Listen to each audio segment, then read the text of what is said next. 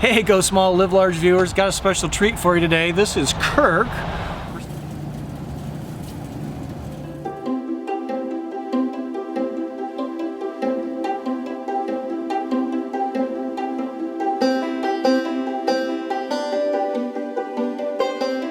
We're standing in his driveway in St. Augustine, Florida. And how did I meet Kirk? Boondockers Welcome. We'll put the link down below. It's really a great site. Cool people like Kirk and his wife Nancy invite RVers in to stay in their driveway for a night, and I stayed here a few nights ago and we had a few chats, and he's really an interesting character, and I thought a lot of parallels between RVing, breaking out of comfort zones, the sense of adventure. So I just wanted to introduce Kirk to the channel. Say hi to the folks. Well, hi.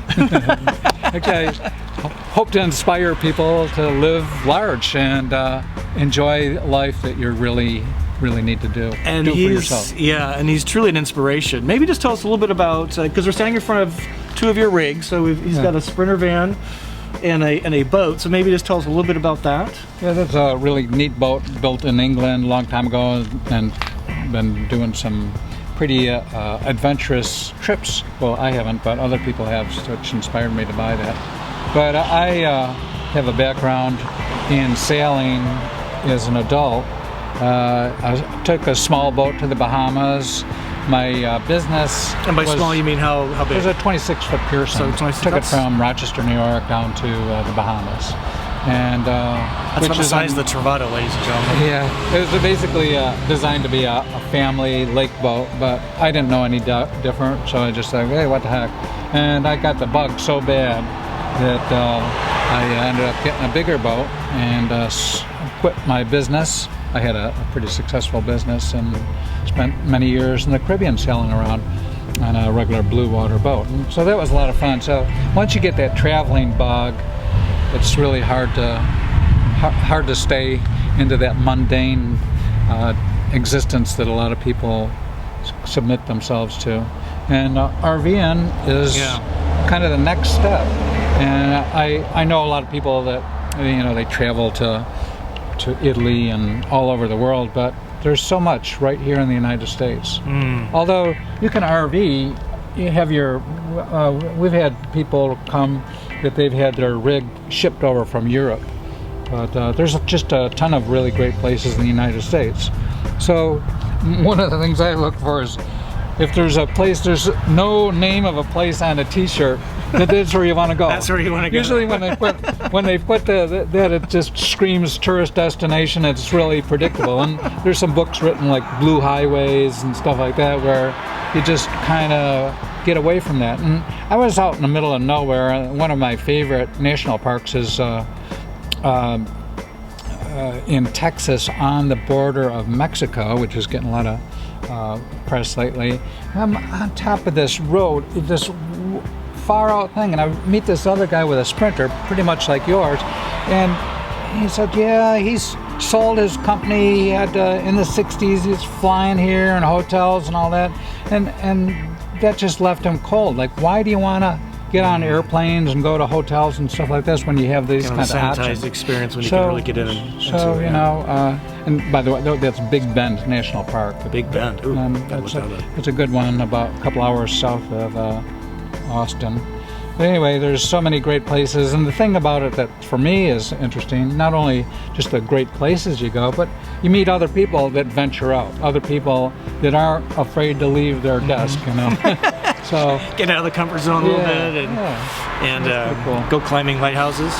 Yeah.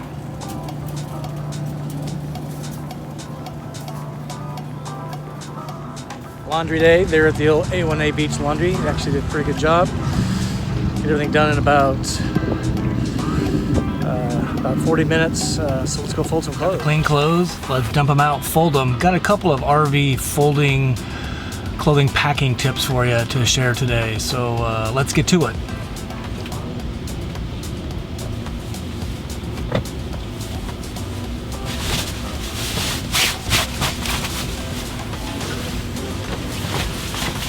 First tip is to get a good quality laundry bag. This is one I actually got from a cleaners in Chicago. I actually wash the bag when I wash the set of clothes. That way it doesn't get stinky, and when it's about, I don't know, about 2/3 full, that's a decent washer load and allows me to do everything one detergent pod. I don't really sort because at this point, who cares? So everything goes into one bucket, or into one washer. So let's fold these.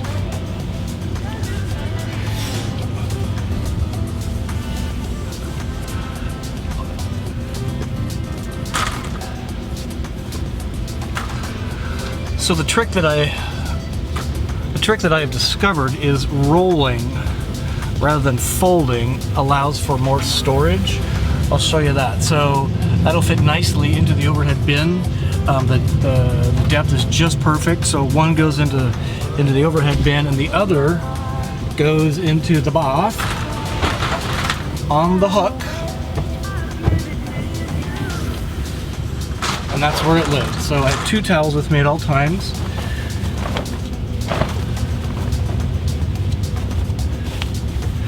Shorts, same deal. Fold them in half, and then what I found is rolling from the waistband to the inside, it becomes a really nice pocket, or a really nice package that, again, fits perfectly in the depth of the cabinet. T-shirts, same deal. So I lay these out.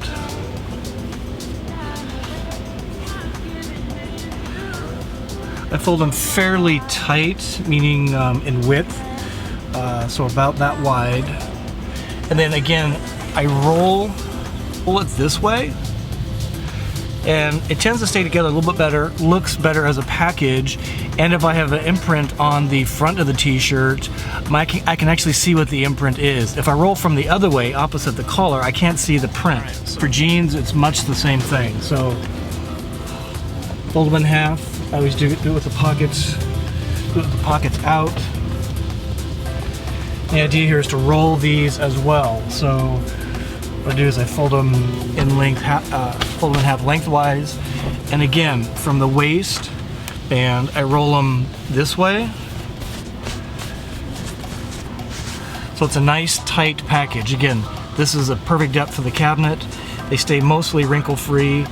Now I have seen Kate Russo of We're the Russos. She kind of tucks in some fancy, have a leg sleeve to keep the clothes in the closet. I haven't had a need to do that, so I haven't tried nor mastered, but I know she did this on a video. And she rolls a lot of her clothes too. So I just love the Russos. So there we are, nice tight package for jeans. So this is a t-shirt with a print, so I'll show you how this works. So you get an idea of why from the collar.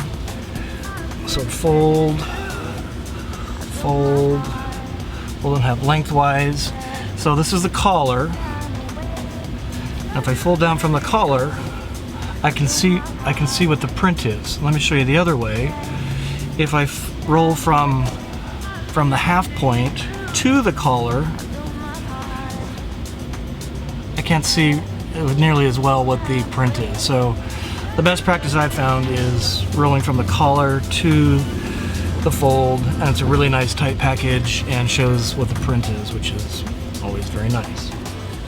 All right, and with that done, let's put them in the cabinet. Gotta put the bed up. All right, with the bed up, let's put the clothes away. So essentially all my clothes live in these top bins with some gym, undies, things of that nature down here, but mostly I'm using this storage up here, and I frankly have way too many clothes.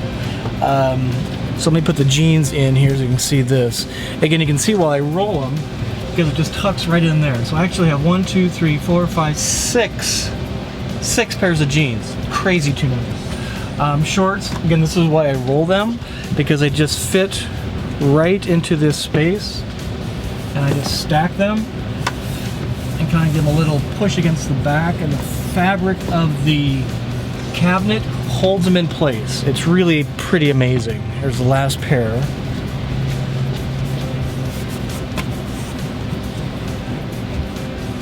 So give you an example of how many shorts. 1, 2, 3, 4, 5, 6. I'm wearing 7. I got 2 more in my gym bag. So again, far too many clothes. Okay, t-shirts. Again, the reason I roll them is so that they stack right here. I'm not even going to count how many shirts I have. This is just silly. But for you guys. Let me get it all in here. I got crazy too many shirts. And interestingly, I'm only wearing the same 5 or 6 over and over.